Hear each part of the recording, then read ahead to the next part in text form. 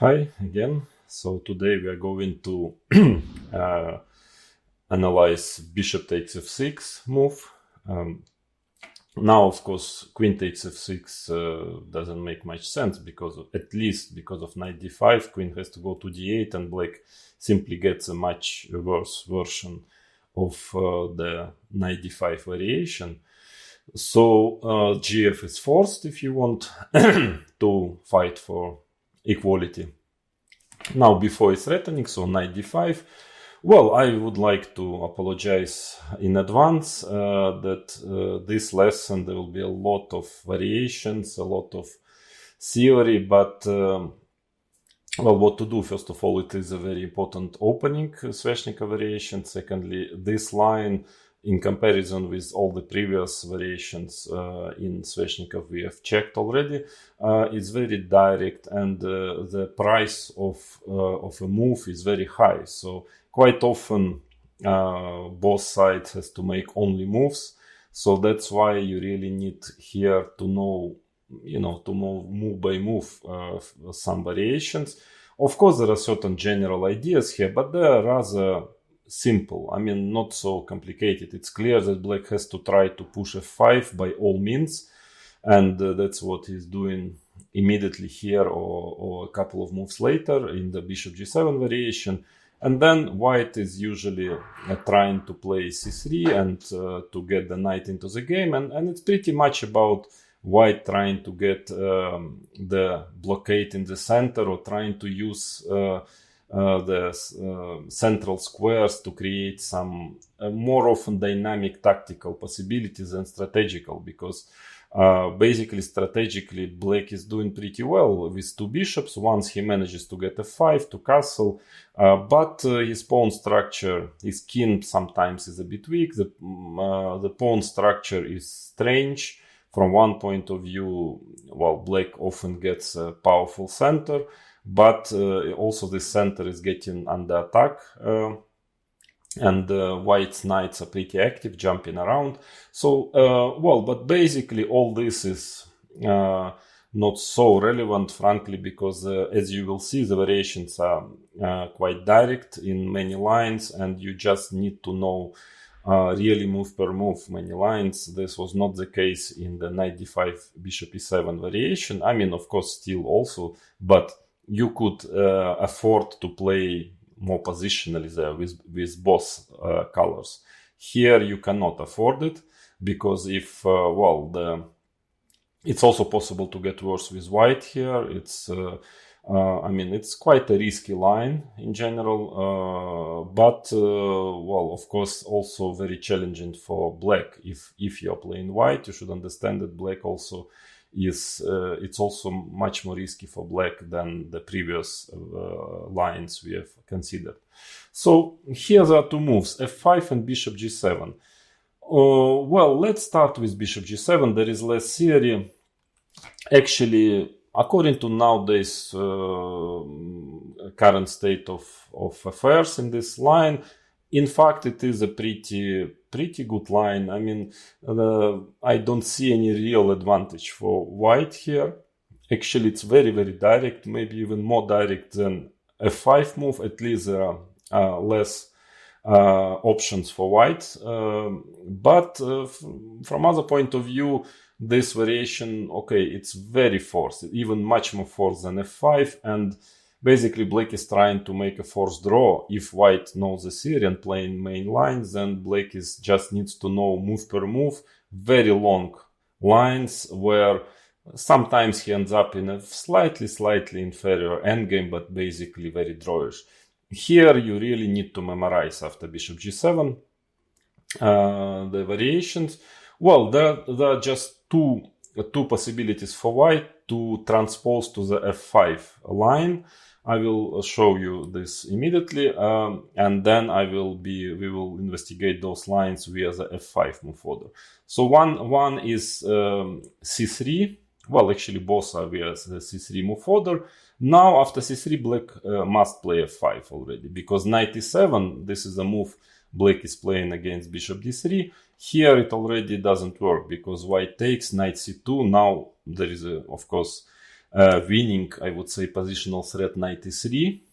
So black must play f5, but after ef5, well, there is an issue, yeah, because if bishop takes f5, you have queen f3, double attack, and otherwise white will play knight e3 next, so simply knight e7 is not playable. Therefore c3, f5 must be played here. And now ef5, bishop takes f5, knight c2, that would transpose to the f5 variation. We will check it later. It's an important position. It's quite handy, I would say, for white to play this line, because then you can play it against both move orders, whether f5 or bishop g7, but objectively black is doing fine here. And another way of playing is bishop d3, and here also black's best move is probably bishop e6. And well, again, it will transpose to the main variation. The only thing that maybe here black can try to play knight e7. That might be actually also an option. So that is not completely 100% clear if white can transpose to this line, which also, by the way, is okay for black. But definitely he can transpose to this position that he can manage. But anyway, so bishop g7. What are the options? Of course, black just well wants to play f5 next. Of course, bishop d3 is a major line. Then c3 f5 we already checked. I mean, it will at best transpose for white. G3 is a possible move. Now f5 would transpose more or less to the f5 g3 variation.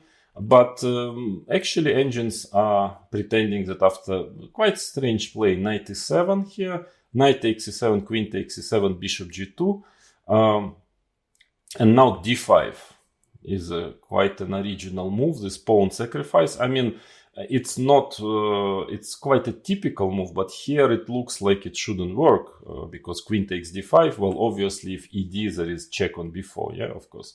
So queen takes d5, and now simply rook b8. And strangely enough, it might be okay for black. I mean, white is still fighting for maybe some advantage, but black castles next. Okay, queen will retreat from d5, black will push f5. And in the meantime, when white will be trying to get his knight into the game from a3, then black will exchange the ef pawns, push e4, f5, and actually maybe we'll have just enough compensation. At least the powerful engines are assessing this position as very close to equal. So it's also not clear if white has a g3 line in after bishop g7. So, but the main move is bishop d3, and now the idea is knight e7. So bishop d3 was in order to try to stop f5, and now knight e7 because white lost control on the d5 square. I mean, for a little while, and then okay, probably has to exchange the knights now on e7. Queen takes e7, and yeah, this is a position where really the play gets very direct. So now the move orders are more or less always gets to the same. There are two options for white to play c4 or c3. So you can start with c4, but then after f5, anyway, there is nothing better for white than castle. C3, also f5, and now probably the best is still to castle, which will transpose, because after knight c2, it can be checked, but here black has some queen b7 option, which actually engine likes somehow, and after f3 just playing f4, and this type of position is very tricky and complicated, difficult to understand, because sometimes white of course has white squares, and the bishop on g7 is at the moment is a bit passive, but black has potential attack on the g line, and very often this bishop starts to go here, and on this diagonal it's already quite active. Yeah, so not so clear after knight c2, queen b7 if white has anything, but also after simple castle, white has probably again nothing better than to castle, which will transpose. to the main line we are going to consider in a minute. And because if knight e3 here, f4, knight d5, queen g5, this position is quite unclear. g3, bishop e6, let's say engines are assessing it as more or less equal. Well, white has some control in the center, but black is active, two bishops, and really complicated position, not clear. So here black is probably okay. Therefore, let's consider all those theoretical variations. We have the castle move order, which is most common. Now castles is played, and again, as I mentioned already, c3 or c4. Well, black just wants to play f5, d5, and to free his bishop on g7, even at times giving up the pawn, but just with a strong center. It's pretty clear that white has sooner than later tried to get his knight into the game. Well, there is one move, queen f3 here, which is a rare move. Actually, it was first played against me by Vishy Anand in Vaikanze one of the years, and but it's I actually managed to more or less refute it over the board. It's a tricky move, but by means of the double pawn sacrifice, black is getting a good game. f5, ef5, that was the idea, just to stop d5 here, and of course if bishop b7, then white can already play, let's say, bishop e4 and have everything under control, white squares. But d5, queen takes d5, bishop b7, queen b3 only move, and e4. This is how I played, and here probably we should just play this line just for one game. It's pretty clear that black has good compensation here, and in fact the game ended in a very nice, interesting draw, but actually I was already better at some point. Engine pretends that the best way of playing here is rook fe1 and somehow managing to hold here. But black has more than one way to be fine after rook e1. But Vishy played bishop e2, and after queen g5, again knight c4 was the best move, because black has this trick. I mean, white has the trick, and after bishop d5 there is queen e3, saving the knight. And after e3, that was my plan. Knight takes e3, rook e8, very dangerous position for white, but h4, queen takes h4, and then the line goes on and on. Finally, white manages to save it. Here, Vishy played rook ad1 and e3, f3, and here, I hurried a bit. In fact, there was a very, very nice move, not so easy to play it over the board, because white wants to get, well, for the moment, he's actually 2 pawns up, and he wants to play knight c4 next, knight c4, knight d6. So there was a very good, strong move, slow. That's why I think I didn't play it. It looks very slow. Just rook b8, prophylactics. It really doesn't look like it's a position for prophylactics, but actually it is. And then black is just continuing his attack with king h8, and black is pretty much better. I decided to play bishop e5, also looks dangerous, but then knight c4, bishop f4, and now white has only move rook d4, which saves the game.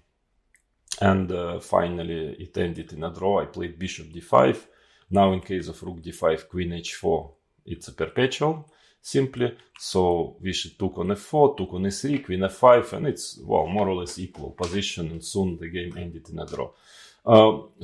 Okay, it was kind of refuting queen f3 move, and I think since that game there was not so many tries, so I think it's a very clear-cut way for black to be fine.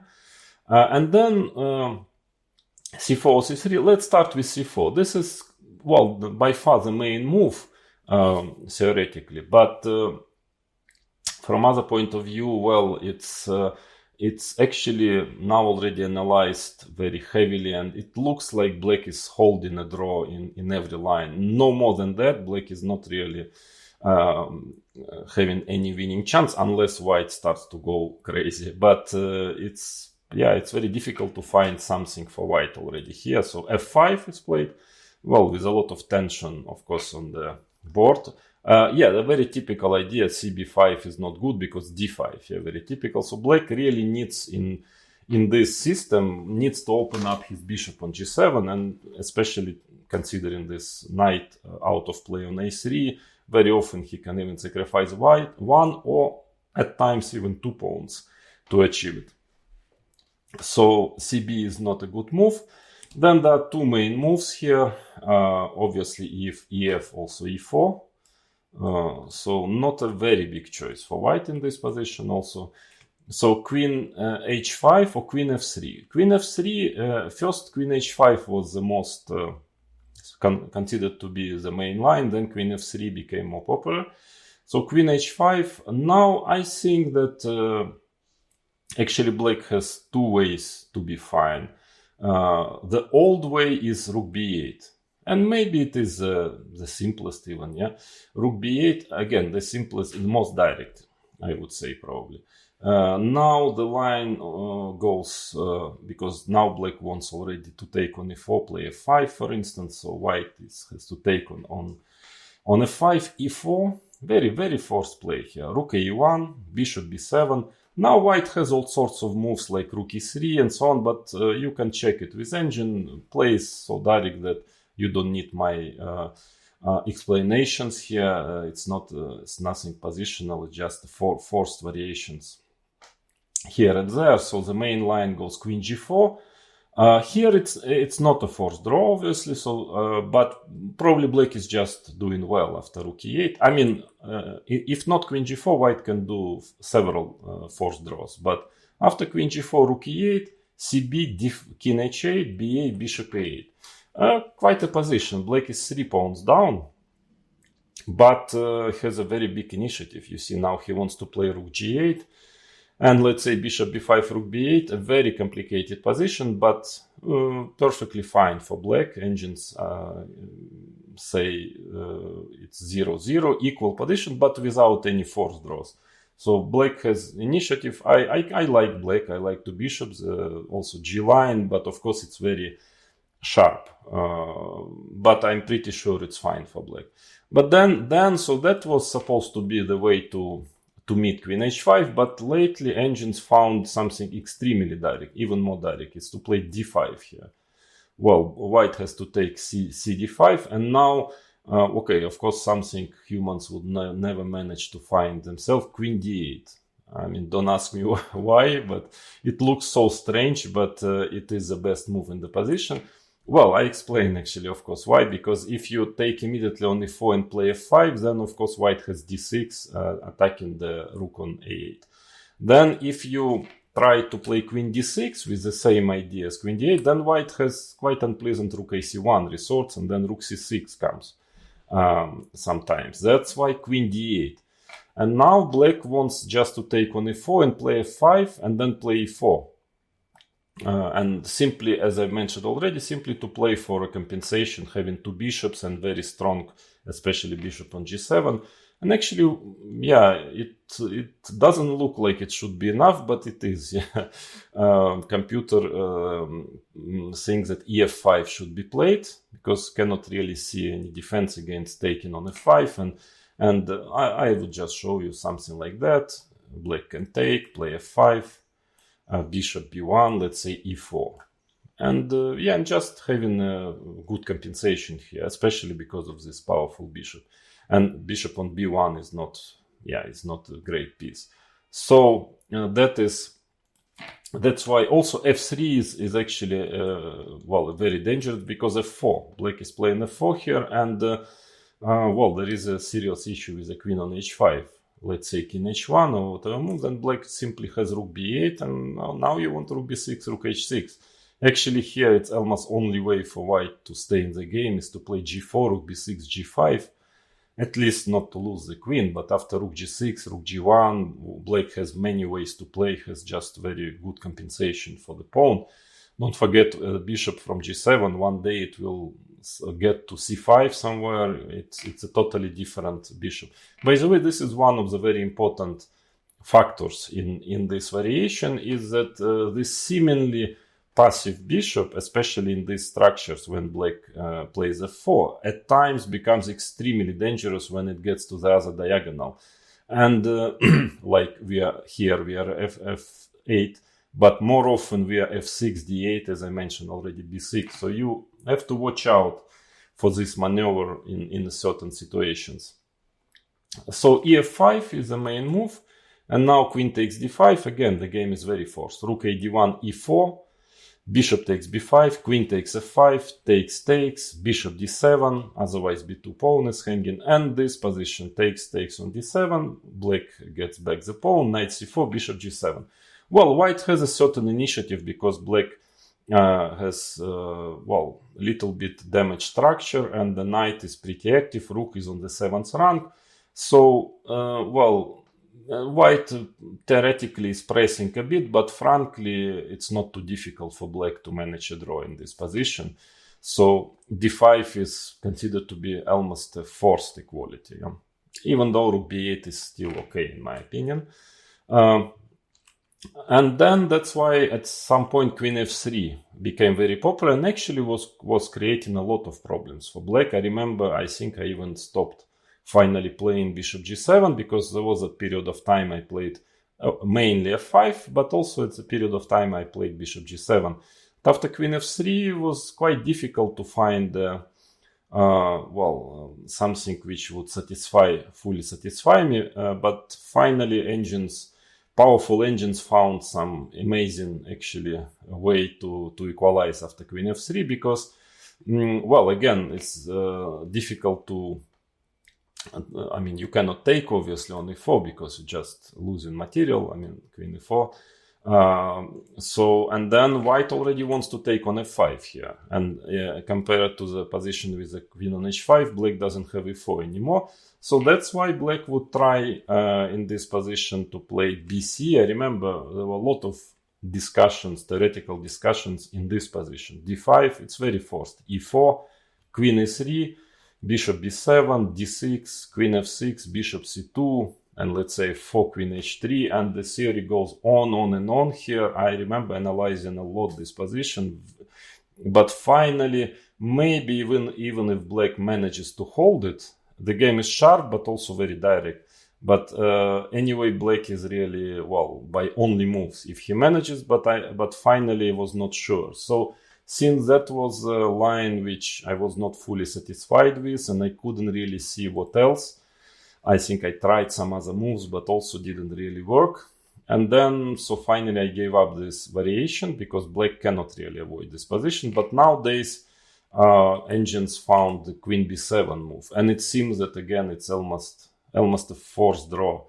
I mean, not forced because white can play like rook a d1, for example, but against almost any just healthy moves like rook a d1, black is doing the same story. You know already this typical idea. d5 takes, now f5 finally, bishop goes, e4, let's say queen b3, king h8, and again black simply has enough compensation here. I mean, it's a slow game, let's say knight c2, bishop d7, followed by rook e8, and well, of course there is a tasty d pawn, extra pawn, but black has very good pieces, rook e8, rook f6, and bishop on b1 is passive. So a very typical actually situation for Sveshnikov variation where black, for the price of a pawn, finally managed to open his bishop to get his pawns on f5, e4, and as pretty often happens in such situations, black is having enough counterplay. No more than that, but that's okay for black. So that's why the challenging move is ef5. And now, I mean, amazing line. Queen f3, gf3, e4. Of course, if fe4, bishop takes b2, black wins exchange. So bishop takes e4, and it was considered to be better for white. And now d5, only move, absolutely only move. Again, if cd5, bishop takes b2, well, white should probably play knight c2, give up exchange, but he's not better in this position. Maybe not much worse, but definitely not better. So, I mean, after rook a1. So bishop takes d5, and well, white is 3 pawns up in endgame, but here actually bishop takes f5 is very close to a draw, and probably also a draw. Bishop a8, rook a8. Amazing position. White is exchange and 2 pawns up in the endgame, and it's his move, but he cannot really manage to get any advantage in this position. And like rook a1 was the main line according to engines, bishop d3, and finally what white manages to get is this endgame, well, 3 against 2, this on the one flank with knight and rook against bishop and rook. Well, theoretically, white still can try a bit, but of course, with this pawn structure, I mean, this extra pawn is not so relevant, so of course it should be fairly simple draw. But I like even, maybe easier even for black is to play rook b8. Well, as if we are not 3 pawns down, but again, because of this activity of bishops and all these pawns hanging, so it seems that there is nothing better for white than play rook ad1, for instance, bishop b2, knight c2, bishop takes f5, so 2 pawns are already back, only 1 pawn down, knight e3, bishop h3, rook e1, and actually at some point c and b pawn exchanged, and of course white has a, well, nominal advantage. Basically it's just a draw in this position. So that is the state of affairs after c4 f5. It seems that engines managed already to almost completely sterilize it, in my opinion. At least in the sense that if a person is very well prepared, well, you can still with white give it a try and try to win. Let's say if your opponent knows exactly the whole theory, try to win this endgame to try still. But objectively, it seems to be, well, that black is doing okay. That's why I would maybe offer you as white to try to play c3. It's practically out of fashion already, but in my opinion, it's playable still. I mean, probably black is okay objectively, but it's less forcing and still, well, black has to make some accurate moves, I believe. So after c3, f5 again. Now, of course, ef is harmless. Black is just playing e4 and then takes back on f5, no problem. So knight c2. Knight c2 now. And here black at the crossroads. I mean, what to do with the center. Let's say if he plays rook b8, again, idea that after fe, bishop e4, the rook is hanging, so it's a typical move, rook b8 in this position. First of all, sometimes black gets some counterplay with b4 in some positions. And secondly, now he's getting ready to take on e4, play f5, but it's after ef, it seems that the problems are not solved yet. e4, rook e1, let's say bishop takes f5, and now knight b4 is very unpleasant move, threatening knight c6, threatening knight a6, and also getting to d5 with a knight potentially. Well, not clear if black is okay here. I'm not sure about it. Then, well, f4 actually is maybe, it should be fine, f4 move here. But white is in time to and should definitely start to break through on the queen side. b rook a4, and the position is strange. I mean, engines given a very tiny plus for white here, but it's difficult to assess. Frankly, you need to analyze this position further, but it's not, at least it's not a trivial equality, like you need to memorize variations and just make a draw with black. No, here you need to play. Probably bishop b7 is the main move, because there is an idea just to play like for mate, I mean for attack. Well, there is not that much attack, but still, rook e1, king h8, engines do not like it at all, believe white is better just after quite often just having the knight on e1 and then breaking through on the queen side. But my experience shows that there is always some tricky play here. So sometimes black would just sacrifice this a6 pawn and then start to concentrate pieces on the king side. So I would still be not totally sure that white is better, even if engines are pretending that this is the case. So black has some play. But I think bishop b7 maybe is the main move. And now white has, for instance, queen e2, a5 is played, and now, for instance, b4 is possible.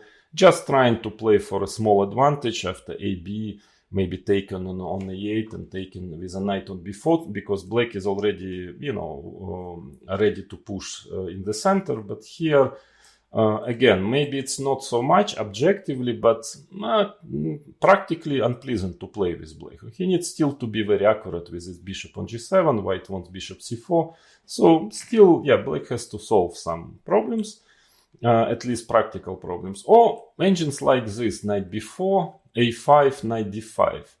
Usually this is fine for black once he manages f5, but here f3. I mean, the thing is that white manages to control e4 and then starts to attack the a5 pawn. Sometimes f5 pawn is under attack. I have a feeling black should be in time to manage a draw here somehow, but still he needs to show it. So f4 is probably okay, but not so easy, in my opinion. And then d5, and here ef5, e4, bishop e2. Well, now you're not in time to take on d5, obviously, on f5, because d5 pawn is hanging, rook d8. And again, this position, not so many games, especially on the top level here. But I think black still needs to be accurate to equalize. White has two major moves, I believe. Let's start with a4, typical idea, trying to break through on the, to create some play on the queen side. ba, rook a4, bishop takes f5.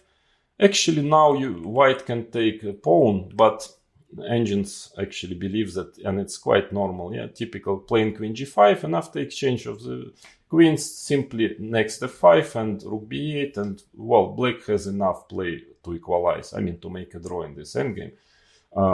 So this extra pawn definitely will not be enough to win the game. But white has some ideas. For instance, he can try to play queen d2. I mean, well, has control in the center, this d4 square, attack on a5 square. Engines are saying equal or little bit better for white, but I mean, I played a lot of Sveshnikov, and I can tell you that you still need to be accurate with black. I mean, because all those pawns, have to be, sometimes things can get worse from such positions if white manages to stabilize. So it's playable, I believe, for white, even if not much. Or let's say another way is knight e3, bishop e6, bishop g4 maybe. Also, of course, you have to watch out for black managing d4, then he will be fine. But it's not easy to do. So all in all, a4 is playable. I mean, I'm sure that if you're from the black point of view, if it's part of your repertoire, you will analyze it with engine, take a bit of time, and finally manage the accurate way to equalize. But it's not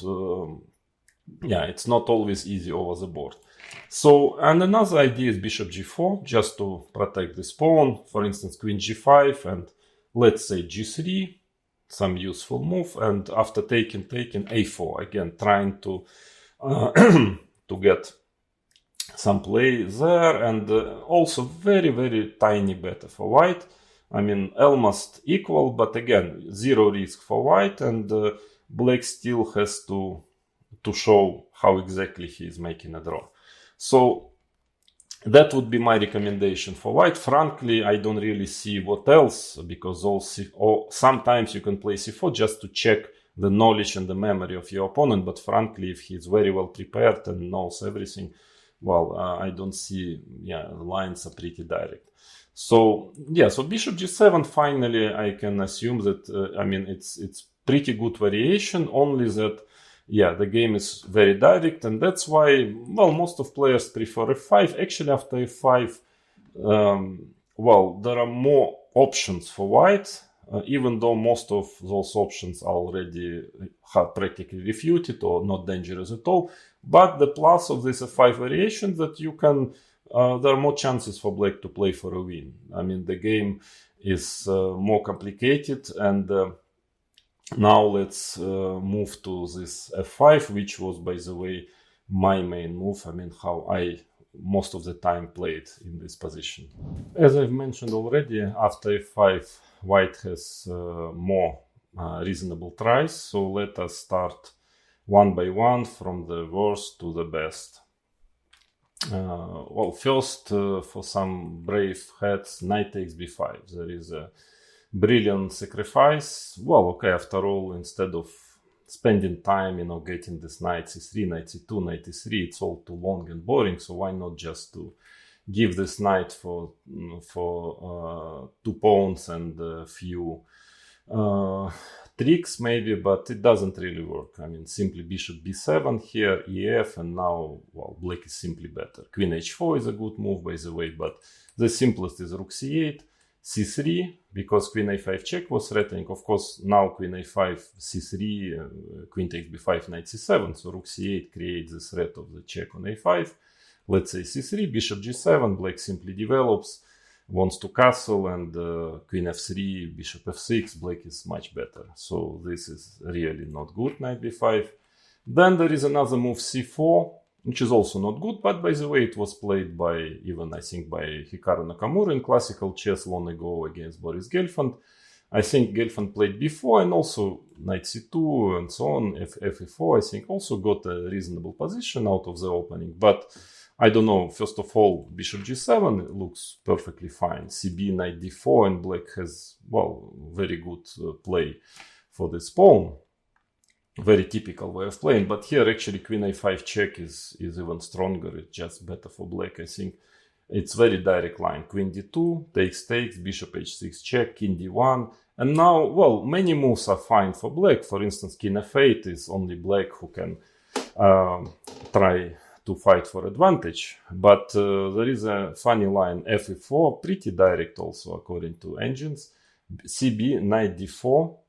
Okay, knight c7 check, king e7, knight takes a8, bishop g4 check, king e1, it's very forced. Rook takes a8, ba6 and d5. And this position is, black is a bit more active, I would say, has quite a nice center, powerful bishops, and then, and sometimes just playing bishop c8, bishop takes a6 next, and well, probably black is just better, at least white is, well, even according to engines, is slightly worse, but in a practical game, it's definitely not playable for white. So c4 I cannot recommend also. Then there is bishop takes b5.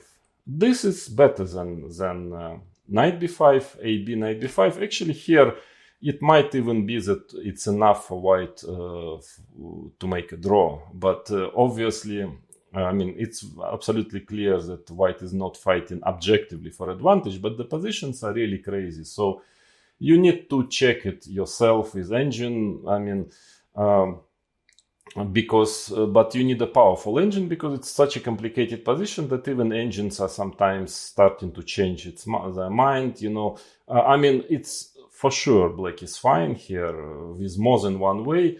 The most popular is rook a4.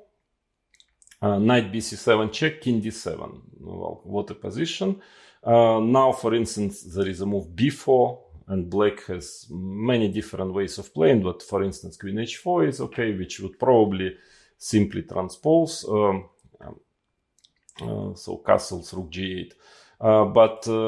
For example, usually white castles, and here I think black has, well, more or less a forced draw in this position if he wants. But strangely enough, even if it looks like white is just piece down with some two knights only, not really all the pieces on the first rank, but yeah, even engines do not see any clear way for black to be better in this position. So yeah, you can give it a try with white sometimes, because especially with rapid controls, I mean, it's not easy to play with black this position if you don't know it move per move. Not so easy, but you need also, of course, to analyze it with white. You can also easily lose, obviously, with white. So here, actually, the main line is rook takes e4, queen h5. That's white's idea after castles. And now, well, there are some moves, knight e7, let's say queen takes f7, king c6, one of the possible lines, but extremely sharp, complicated, probably leads to a draw at the end, but white is not worse here, actually. Maybe I would recommend you for black to play queen h4 here, queen takes f7 check, bishop e7. And also, it seems that it's, it's a way to avoid a forced draw. There is no forced draw. I mean, if you want to play for a win with black. But computer says equal, maybe slightly better for black. Some very strange moves like knight e6. I mean, it's not, knight e6 is not so strange. You're threatening, by the way, knight b6 mate. Okay, you need to analyze this position. Probably it is objectively, I would say, it's white who is trying to equalize, but probably objectively it is, at the end of the day, white can manage to this. But I think that, what makes this line objectively, again, for classical chess, not so entertaining is that black has practically, in my opinion, a forced draw. Actually, by playing rook g8, this is a way to stop queen h5, because now queen h5, queen g5 is very strong. Queen f7, bishop e7, attacking, mate is threatening, and after g3, queen g6, you just change queens and win this position. So after rook g8, usually white is trying to play c4, is the best move according to engines. In any case, now black has also other options, but queen h4 is, basically a forced draw, as I understand, because now, of course, if queen a4, rook takes g2 check, is just a perpetual queen g4. And in case of g3, f4 also forces a draw here, because queen takes a4, fg, and white has nothing better than fg, rook takes g3 check, and it's a perpetual again. So that's why bishop b5 can be a try with white. I mean, in any case, analyzing these positions with engines can be quite entertaining. And with black, you need really to know what to do against bishop b5, because in practical game, it's difficult to play with both sides. So if you're already playing with either color bishop takes b5, you better analyze it well and know exactly what you are doing. So, okay, that was about bishop takes b5. Then, actually, g3 is quite an interesting move. It's totally out of fashion, but black has to be accurate after g3. A very strange move. It looks like you're just giving up the pawn for nothing, but actually it is tricky. Again, can be also a try with white, since I don't see any advantage anywhere in either line. I mean, so at least g3 is very rare move, and it requires some precision for black. So fe4, bishop g2. And now, as strange as it might seem, that bishop f5, just protecting this pawn, is not so good, because after c3, white actually slowly starts to take back this pawn, using the fact that bishop on f5 is getting under tempion, and I'm not sure black can equalize here. Bishop g7, knight c2. That is a bit of a trap, because if your opponent doesn't know g3 move, it's very likely he will take in bishop f5. It looks like, why not? Yeah, but black cannot manage to keep this pawn, because, for instance, if castles here, then g4 is very unpleasant. Now, if bishop g6, h4, threatening h5, h6, knight e3, and the position is terribly dangerous. White wants knight f5, he wants queen c2, bishop e4. It's better for white. Or after bishop takes e6, bishop takes e4, it seems to be a good version for white. There is a similar position in other line, but here white is, having very powerful control on white squares. Queen d3, queen f3, knight e3, dangerous position for black. So then, but why not bishop g6, trying to play f5 next? But here h4, and it seems that black is in trouble here. For example, f5 is basically losing already. h5, bishop f7, knight e3. It's actually quite a typical example of how dangerous can be this position. These knights in the center attacking pawns, pawn on f5. There is a lot of dynamic and tactics also from the white side. So here, for instance, you cannot really protect anymore the pawn on f5, and position simply starts to collapse, because in case of bishop e6, there is h6, check, bishop h3, and everything collapses simply. So after h4, if h6, then at minimum white can play g4, and black will anyway have to castle sooner than later.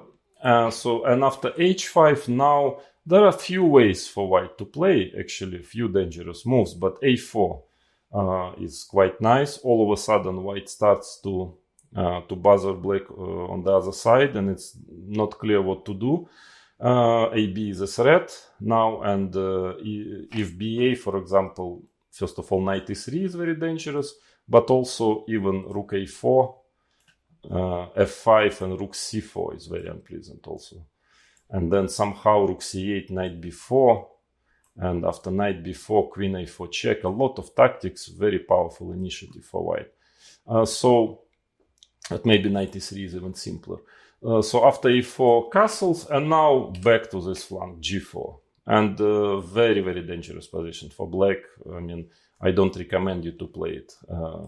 So that's why after bishop g2, bishop g7 is the best move. Bishop takes e4. Now the difference is compared to the other lines that bishop, is on e4 in this typical structure. And black is just not in time to castle quickly, because after castle, white has knight e3 move. Also, it's another trap for somebody who is not very well prepared with black here. And suddenly after knight e3, black is in trouble again. The best is actually just to give the pawn. Take rook c8, but that is better for white. So that's why bishop e6 has to be played. Now knight f6 check is nothing you should worry about, because you play king e7, and bishop a8, queen a8 is not good for white, simply because bishops are very strong and black is just better actually there. So best is c3, but here rook c8, bishop d5, and black is fine in various ways. Maybe the most accurate is b4. Also notice very, very typical idea for this variation with bishop f6 gf. So b4, cb4, queen b6, and black takes back on b4. And even though his king is in the center, but he's just too active. And again, the usual typical problem of white is this knight on a3. So once it gets on a3, it's a totally different story. But you see how quickly black develops his initiative, so it doesn't give white a chance here to get his knight into the game. So that is at least equal for black. That's why the main move now, black is ready to castle, play f5, so queen h5. So that is how white manages to stop castling, and rook c8 is logical move. But still, it seems that with the help of the knight e7 idea, black is just in time to equalize here. So let's say rook d1, still knight e7, probably castle will lead to the same. If castles, knight e7, rook d1, and now rook c5 actually is, well, this is the main theoretical move, but in this position, if you castle instead of c3, then already I believe you can even take and castle. That's also fine, because again, white just needs his knight on e3 to be better here, but he is not in time because of this typical rook c5 idea. And now probably white has to take, and this is already, well, more or less dynamically equal position, because black doesn't have this d5 weakness anymore. But also rook c5 is another move immediately, and now at least white can get some very strange, complicated position. Knight b4, queen b6 only move here. Queen g5, well, black cannot castle, has to play king f8, and then it gets very, very complicated. It's not worse for black for sure, but okay, king is on the center, so very strange play. So maybe if you want a more solid equality, knight takes d5 is good enough. So that is about castle, but also c3. c3 actually is the most logical move. Now knight e7. Again, if white just manages knight c2, knight e3, of course he will be strategically much better. So knight e7, rook d1. And already now, yeah, if you take on d5 and castle, there is a big difference, because white is in time to play knight c2 and to get knight e3. And here, nothing dramatic for black, probably, but it's already not completely equal. I mean, white has some initiative, and black is, black has to prove that he can make a draw here. White has a nice position. So that's why after rook d1, it's much better to play rook c5 immediately, right here.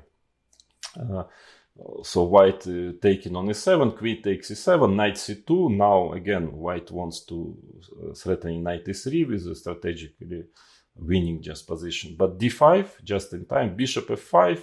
And now the best is, well, the simplest way is d4 to make a draw. And then finally castles, d takes e3, and it actually ends in a draw. More or less this variation, it's quite well known. But you see that g3 is a serious move. I mean, with black you really need to know exactly what you are doing, so definitely you can try it with white.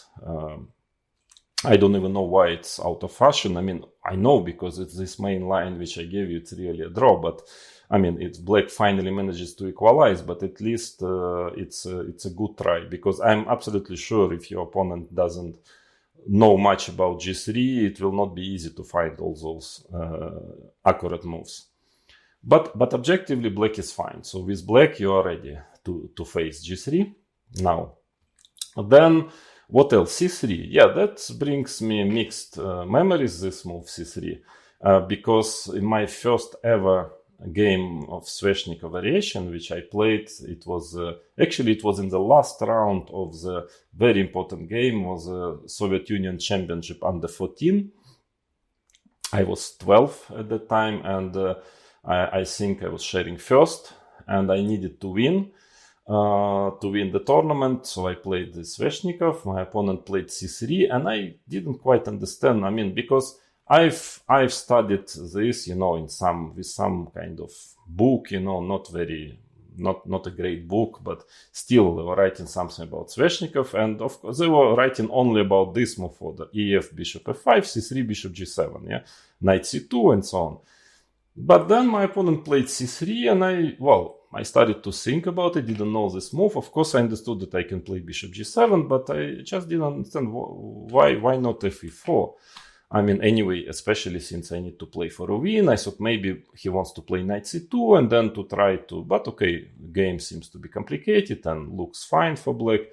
And after fe4, I played finally and got bishop takes b5, and here I understood that, I'm in real trouble, because here already ab knight b5 is just bad for black. I mean, this is just bad. It's very important that c3 is played, and it's practically losing for black. So after long reflection, I played bishop d7. Of course, it's a terrible position, bishop a4, but actually I managed to win this game. It was a funny game, and finally to become the Soviet Union champion under 14. But now you know that if c3, you can also try to trick your opponent to start with c3 even if you want to play ef5 next, because now you really need to play bishop g7, of course. But here, now again, knight takes b5 doesn't work. It's again the same story. Black is just better after bishop b7. And here white has two options. Well, let's first investigate this ef5. Bishop f5, knight c2. So this position, what is good about it, that you can get it with white against both bishop g7 and f5. And actually it was causing quite some troubles for black in the 90s. I remember, I was suffering here with black, was not so sure how to equalize, and all top players played this line. I remember I played Anand, I played Ivanchuk, I played many strong players with black, so Leko and so on and so on. But finally now it seems that black have found also partly it was my part. I mean, it was my fault that black is now managed to find a clear way how to equalize against all these moves. But also, again, you need to know very well this position. Also, you can try it with white. Black needs to have quite some knowledge. It's not so harmless, not at all. So there are two major moves. One is castles, another is bishop e6. I can only mention that I've played at some moment of time, I think knight e7 was supposed to be also very close to equal. The idea was after knight takes e7 to play bishop takes c2, queen c2, and I think taking on e7, and very close to a draw somehow. So I played this in 1994 in Novgorod against Vasily Ivanchuk, and he came up with a very powerful novelty bishop d3, which basically closes the line. I think white is just better after bishop d3, and I lost the game. So it's more or less a refutation of knight e7, in my opinion. Then there are two moves, castles, the most logical, but there is also an option to play bishop e6. This is an option, very playable. I mean, I played myself it many times, but finally, I personally prefer castle. I think it's more clear, more straightforward way, because after bishop e6, okay, white has some a4 idea, also very typical for this position, but then castle, and now very direct line, takes, knight c3 is the best move, and now there is some long force variation like this, and you will see it goes on and on, where black seems to be in time to hold, but frankly, I believe also queen b7 shouldn't be a drama. But anyway, after bishop e6, a4 might be playable. I think even Veselin Topalov played it once, and it's playable, but mainly white is playing g3 here, and now it gets to this very typical, very standard position: castle, bishop g2, a5, castles, f5, or you can also start with rook b8. Here, well, probably doesn't matter that much, and yeah, then rook e1 sometimes is played, or queen h5, first rook on b8, queen on d7, something of this sort. It's, well, you need to study this position. I think it's basically, it's more or less equal. I mean, because white has quite good control in the center, well, black has to be very careful about this d6 pawn, about all kind of tricks, knight jumping, but he has king h8, all these useful moves. Sometimes he would play e4 and knight e5, also has knight e7 idea, and sometimes b4. So, okay, it's the theory is not direct here. There are lots of games, but all in all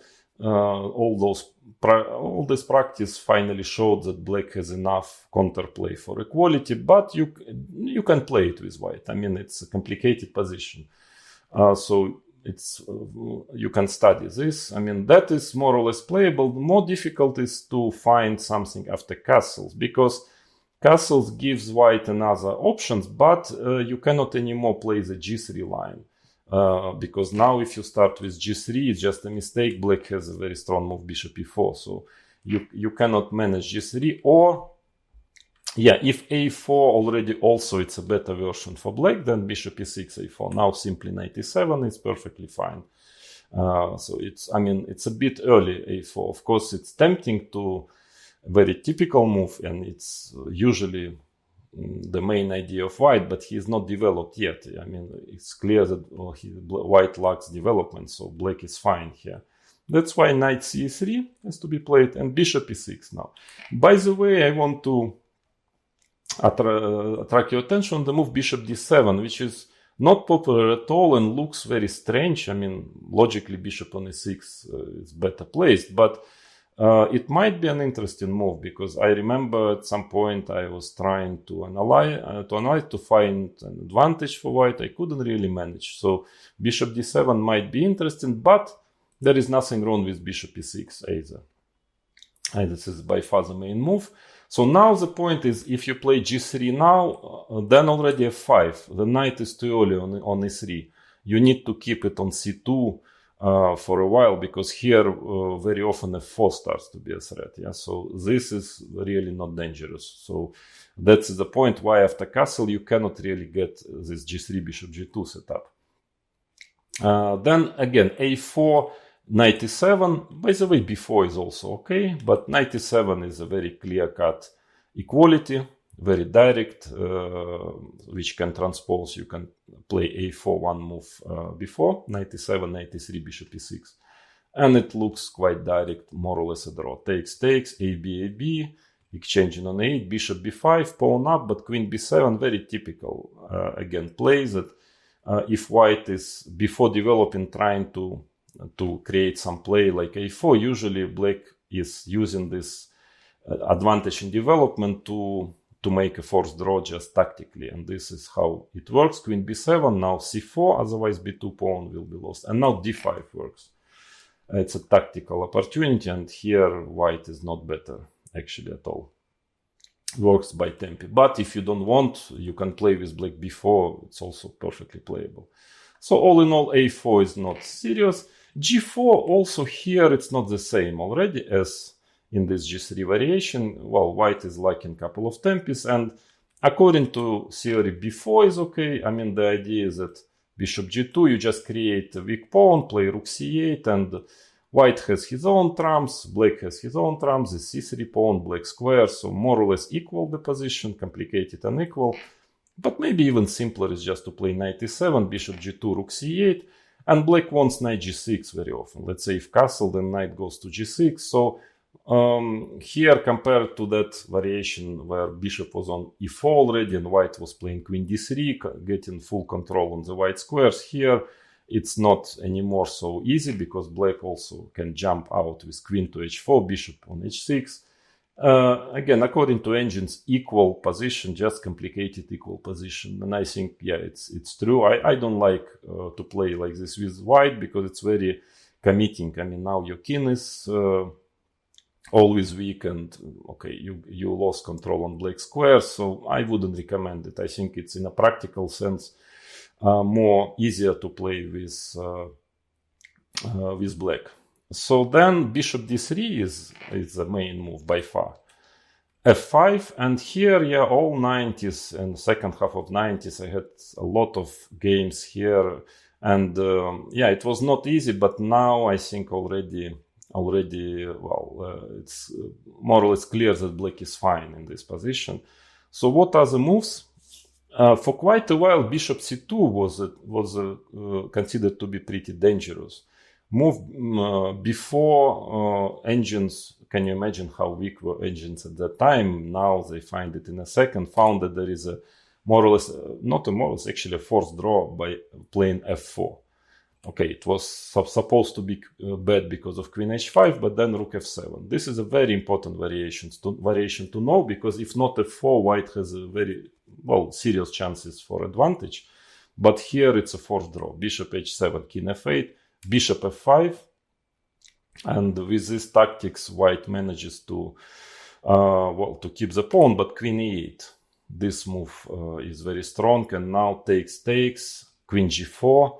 Yes, still white is pawn up, but queen h6. And now, well, white must repeat moves. Knight f5, queen e6, knight e3, queen h6, because if white can actually castle here, in fact, because fe is very dangerous. But black is just playing e4. Now knight e5 is a very, very dangerous threat. So again, white quickly has to repeat moves and to make a draw. So bishop c2 f4 is actually a forced draw, I can tell. That's for sure. Then, yeah, castles is quite harmless here in general, because I think the simplest is king h8, queen h5. What else? Because, okay, black wants at some point e4, f4. I mean, white has to be careful because, but there is a lot of dynamics in this position. So now, for example, yeah, you cannot play f4. I mean, yeah, white threatening the pawn on f5. So e4, bishop c2. Well, it's difficult to get f4, but actually black has a solid position. First of all, knight e5 I think is okay here. Maybe the simplest is knight e7. In this position, white plays rook d1, and I analyze this position. It's just equal. I mean, exchange knights, for example, and it's, yeah, it's dynamic equality. Not dangerous at all for black. So I believe that the most dangerous move is queen h5. Well, more or less forcing e4, because otherwise the pawn will be hanging on f5. Bishop c2. This, and now knight e7. Knight e7. And it seems that, yeah, I played 2 or 3 games here with black, and there was some small issues here and there, but now I think finally I can be sure, and with modern engines, which are much more powerful, they don't worry. They show that black is just fine here. So I remember one of the moves was knight f4, and now after bishop f7, queen g5, there was some long lines, which are, by the way, also still fine for black. But if I'm not mistaken, I even once just played queen d7 here, and strangely enough, well, white cannot really make use of this, because bishop b3, d5, and rook d8, and black is fine. So bishop b3 is a possible move here. Again, black has several options. Knight g6, for instance, g3, king h8. It's very sharp position, you know. I mean, white has to be very careful. Also, he can easily get worse. But here, I think knight f4 is, according to engine, this position is kind of, again, more or less a dynamic balance, dynamically equal. So the main move is rook d1, and now, by far not the only, but probably the best, the most convincing way to equalize is b4. A strange move, but again, very often, very typical. If you play this with white or black, you have to watch out all the time for these b4 ideas. And strangely enough, after knight b4, a5, knight d5, takes rook b8, suddenly black is already simply better because the b2 pawn is weak. You cannot really do anything with it. And if bishop b3, a4 comes, so black enters with a rook and simply getting an advantage. So after b4, probably c takes b4 is the best move. And now again, you can play king h8 or knight g6. You see now your bishop, this pawn is not so relevant, yeah, but you get the c line, you get the very active bishop, and unclear position, I would rather prefer black, even if it's objectively equal, but black is fine. But as you see, you can investigate with white, you can analyze this position. It's not easy, and there are chances, especially, I'm given this course for different levels of players, and for example, for club level or amateur level, I'm sure your opponents wouldn't know all this. So yeah, there is a fair chance here to get better with white, because it took me even in pre-computer era quite some time before I managed finally to find the way how to equalize with black here. I was, some games I would get worse, then I would analyze again. So it's not an easy position, but objectively I think black is fine, either with bishop e6, which is less forcing and more solid, but maybe even more principle is castle, and then to play all these lines. Now white cannot manage g3 already, and here, as you've seen, this position is, even if it's pretty tricky, but black is doing well here. So that was about the c3 line. And now we move to all sorts of variations with bishop d3, whether, immediately or in this position. Yeah, that will be the last chapter of f5. So usually bishop d3 is the main move here, but let's start with this move order, c3, because bishop g7 is forced here, and now bishop d3. This move order, as I mentioned already, bishop e6, but maybe black can transpose to this knight e7, to the bishop g7 variation. Let's say knight takes e7, queen takes e7, but usually if you already play f5, you play f5. Yeah, you want to play this line. So bishop e6, and now white has two options. Here knight takes b5 is already not so bad. It's still good for black, but here, strangely enough, it more or less works, because AB, bishop b5, rook c8, very important that the pawn is on c3, so white has queen a4 move, bishop d7 and ef, castles and castles. And here, very important, actually, white otherwise can even get better with all this domination, and sometimes f6 is a threat. So very important move which you need to know is e4. This is very important move, giving up the pawn. But now the idea is that now black is at least not worse. The idea is that in case of queen e4, black is going rook e8, and let's say queen a4, rook e5 starts to attack and get initiative, and black is at least equal here. So main move is rook fe1, and now knight e5. So black manages to get rid of this unpleasant pin, bishop d7, knight d7, queen e4. Well, white has 4 pawns against the bishop, but black is not worse. Because first of all, one pawn is a double pawn, white's pawns are not moving really far, and it's subjectively equal. I would prefer playing black. I think if somebody can win this position, it's more black than white, but it's probably should be a draw at the end. So this is important variation to know for black, especially the e4 move. But the main line is queen h5 here. And now castle, as dangerous as it looks, but you can castle, I can assure you. I've done it myself many times, and nothing happened too bad out of the opening. So castle, white has a choice now. There is a ef5 move, bishop takes d5, f6. Looks dangerous, but very direct. Black has to go e4, fg7, rook e8, bishop e2, and knight e5. And you can check a bit this position further, castles, queen f6, and black has enough activity for equality here. It's okay, white has a bit of better pawn structure because of those maybe potentially weak black squares, but in exchange, black has very active pieces, and it's an equal position. There were quite many games here. It's just equal. So then castle is the main move, and that I played myself with black and with white here. Actually, f4 I can recommend you. It's a good move. It's a good move. I think maybe it's the simplest.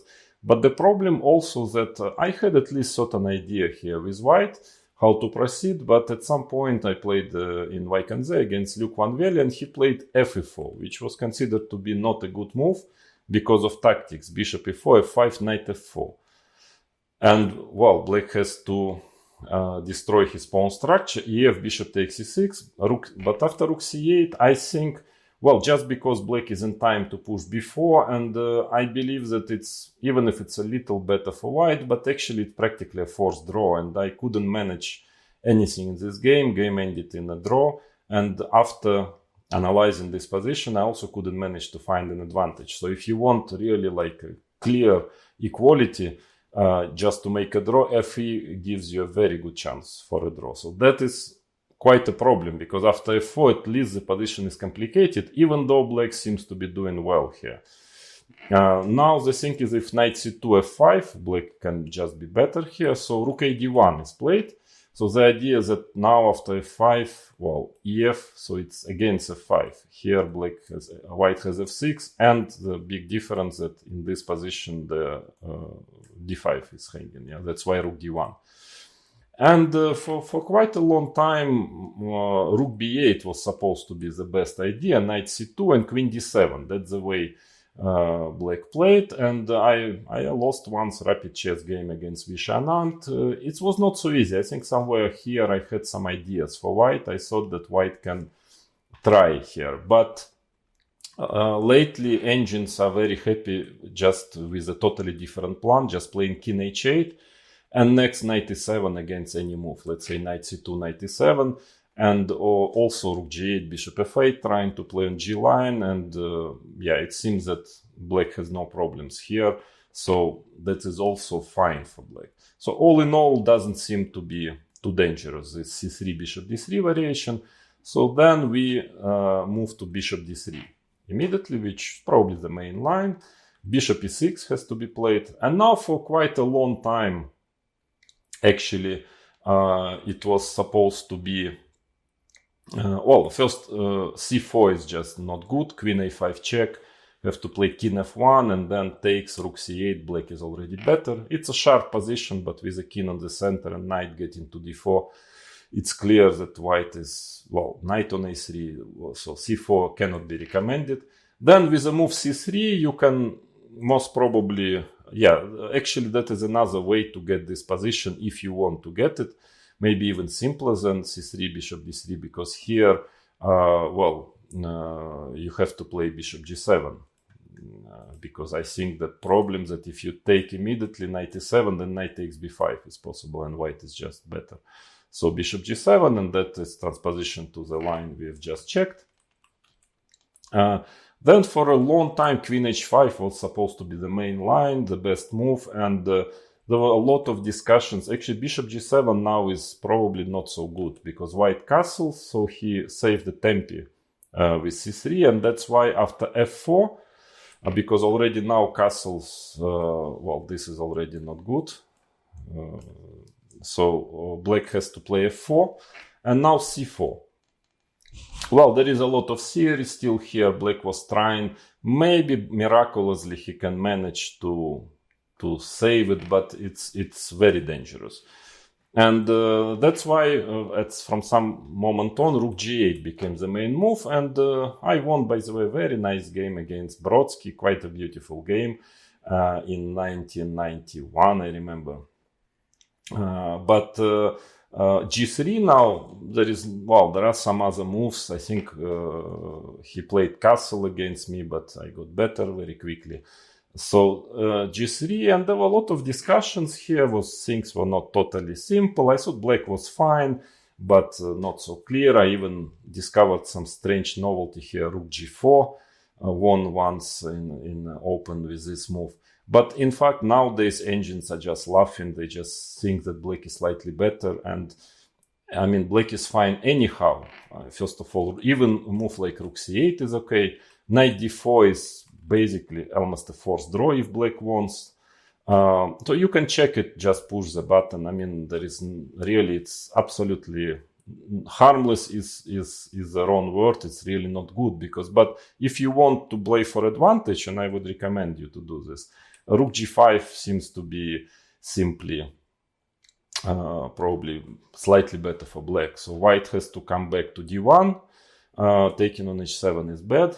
So you have to come back to d1. And now, well, you can take, I remember I analyzed this position with black takes knight e7. I thought black was doing fine, complicated position. But nowadays engines also play, let's say, bishop h6 followed by king f8. It just stably gives a slight plus for black. So well, the idea that white with this strange maneuver, queen h5, queen d1, just stopped black from castling, but king on f8 here is also fine. And so queen h5 is just practically refuted because of rook g8, and there is, well, white cannot probably equalize anymore after queen h5. That's why, which makes castle the best move, clearly. So from some moment on, castle became very popular, this position. And here, yeah, there is quite some theory. Again, I played with both colors this position. So now bishop takes d5 is necessary, because if you play bishop g7, queen h5, this is the wrong transposition, f4, c4. So now you have to take on d5. Of course, rook g8 is already not, well, I mean, it's not dangerous because queen is not on h5. So white is just better. So bishop takes d5 has to be played. e5, knight e7. And there were a lot of discussions. Still, from time to time, there are games on the top level here. There are some nuances, but all in all, I believe that black is holding here. Maybe rook e1 is the most dangerous move here.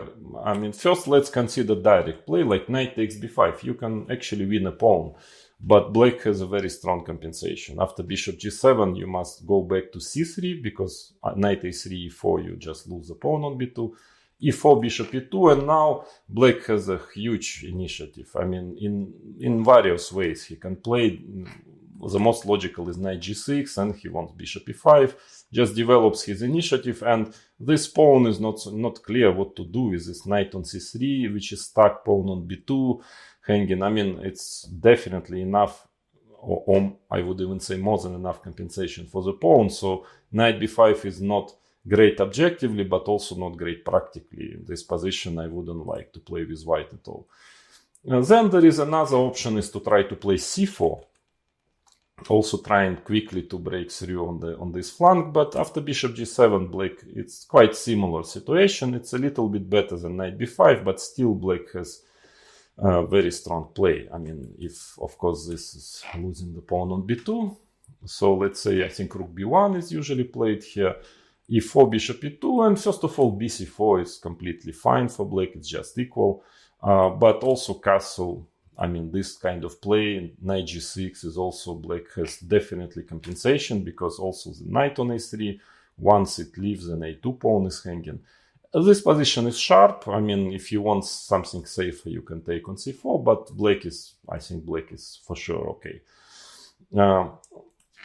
So then the main move for quite a long time was c3. And now bishop g7. You can start also with c3 followed by rook e1, because e4 is premature here. After e4, now white goes to c2, and bishop g7 very quickly pushes f3. And after b4, knight c4, playing like this. In case of bc, also quite typical. Yes, sometimes you just put pawn on b3, get the knight, and here black really has trouble with protecting his pawns, and white's knight is thrown on c4, so white is better here. So e4, you shouldn't hurry. First bishop g7, that is quite important. And now, well, rook e1 we will consider via the rook e1 move further. Another move is queen h5. e4. Yes, and well, now you need just to study games. Actually, there were quite many games, and more or less everything is shown in the sense that how to equalize with black.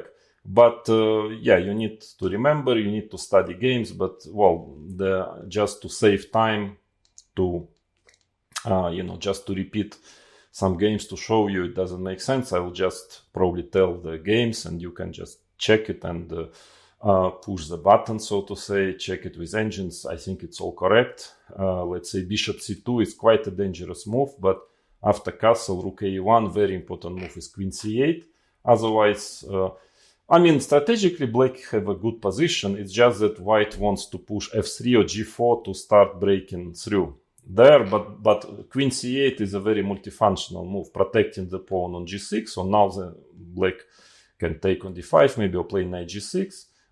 Protecting the f5 pawn. And also preparing b4, very unpleasant b4 idea. So here f3, b4, g4, b4, black is fine. There was a very famous game, Shirov-Lekov from Dortmund 2002, the candidates tournament, which Lekov won and finally played a match with me for the World Championship. So queen c8, black is fine here. That's why more common is bishop e2, but actually here black is okay in many ways. Knight c2, it's just a complicated, unclear position. Black has a choice. Rook e8 was always the main move. Maybe f4 is also okay, but actually lately I think even king h8, that's what I would recommend you. Maybe lately engine started to play king h8 and it seems that black is perfectly fine after king h8. So let's say after rook a d1, you can, for instance, already play f4. And white's idea was if immediately f4 to play something like that. But here knight g6 takes. And with a rook on a1, at least white had a4 plan. That was the only idea that white can try to fight for something. Here there is no a4 and black is at least not worse. And after king h8, if a4, for instance, ba, rook a4, rook b8, black has very good counterplay. Usually it ends in a draw, with some, if both players play correctly, but black is not worse here. So this line is pretty harmless, I believe. Maybe rook e1 is still tryable for white. At least black has to be very accurate. So the idea of rook e1 is that in case of e4, bishop goes directly to f1, which is much more convenient in the sense of protecting the king side. And then white is playing for trying to push a4. I think once, if I remember correctly, at some point, Leko played against me once bishop g7, first c3 and some queen c8 move. But, it was, by the way, a good game. You should check it, rapid chess. I think it was even blindfold, actually, in Monaco. And it ended in a draw, but Lekov was suffering. He was making draw with only moves. But the best is castles. So again, against this variation, watch out for not to hurry with e4. Play e4 when it's... for example, here, if knight c2, now you don't play e4 already. Now both moves are okay. Queen d7 or f4. Both are fine. Well, the strategical idea of white is to play e4 and to try to get... one of the ideas, to try to get some play on the other flank, but black typical idea is to play on the king side, and also once you play a4 with white, then black can take, sometimes rook b8 starting to attack the b2 pawn. So I think it's a dynamically equal position. Maybe queen d7 is the simplest, but also f4 followed by f5 is very unclear here. So I think my plan was to play queen h5 already here, e4, bishop f1. And that is maybe the most dangerous position for black in the whole bishop d3 variation, even if it's objectively okay. But here black must be pretty careful in this position. Well, I think the point is that in case of b4, looks like why not b4, but here things are not so easy because takes, there is rook b1 trick. And the idea is that if bishop a3, rook b3, and on top of everything rook h3 is threatening, so this is quite dangerous for black. But maybe queen c8 is a possible move here. Rook a d1, rook e8, it might be okay, but white wants to go knight c2, knight e3, and then g4 maybe even, or attacking the f5 pawn. Here you have really to be careful with black. You have to be in time to get your play, otherwise these pawns are, are pretty weak. But I think it's in time. But I think the most accurate is rook e8. think this is considered to be the best move. Now, the idea is that if rook a d1, rook c8 is fine, knight c, and with the idea rook c5. Let's say if knight c2, rook c5. So black is just in time to attack the d5 pawn. And if knight e3, you have f4 always. So, and rook e3 also rook c5. But you see, yeah, it's not easy. It's not easy. You just give white a couple of moves, rook e1, knight c2. It can really be worse. But black is just in time with rook e8. And now, in case of knight c2, immediately, again, maybe rook c8 actually is also okay here. You have to check. There are some moves like a4. Maybe white can try something here. But I think knight takes d5 is fine. Queen takes f5, and there was a game, I believe, Topalov, quite recently, Topalov Mamedov, quite an important game, rook e5, queen h3, and now, well, again, white has a certain structural advantage, but black's very typical situation, as you already saw. Black is managing to equalize with his active pieces. Yeah? So queen b6 is probably the best move. Rook d1, rook e8. Now black simply wants to play e3 and to exchange everything. So Topalov sacrificed an exchange, playing rook e4. That was his idea. Rook e4, rook d5. But after rook e5, okay, white has enough compensation, I believe, for exchange, but I don't think he can really be better. I mean, so I don't think this is so dangerous. So that is a theory of bishop f6, gf6 line. Okay, sorry, I understand that your head is exploding already of the variations of all those nuances. I tried.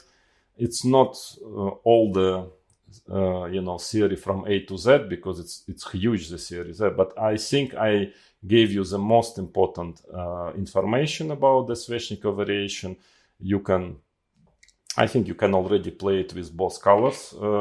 And if you want to study it deeper, you can still check games and advance in this line. Well, what is at least it was a long session with lots of variations, but at least you see that the play is very lively, and that is what attracted me very much. I played a lot, and I like to play Sveshnikov with black, but also didn't mind with white, because, of course, while I played it with black, I analyzed a lot and had some ideas also for white color. So all in all, interesting game. I think black is holding well in Sveshnikov, but he needs to know a lot, and white has tries, definitely. Yeah, white has tries, and with this, I would finish this 3 lessons chapter of Sveshnikov. Yeah, you can definitely play it with both colors. I think I made it quite well. Quite detailed, because first of all, it's important variation now, the one of the most popular. Secondly, because it's quite direct and a lot of concrete nuances. Well, compared to other Sicilians, which are sometimes more positional, or there is more game. Here, there are a lot of lines which you need to know move per move, not to get much worse with black, or or to not to get also worse with white. Sometimes there is a chance. So now I feel you know what to do against Sveshnikov. I feel you are very well prepared. Everybody who listened to this course, better than most of the players in the world, because I mean I know a lot Sveshnikov, and I gave you sincerely, well, basically all the lines which I was preparing myself, which I would play myself with both colors. Yeah, so let's move finally to the chapter knight f3 d6.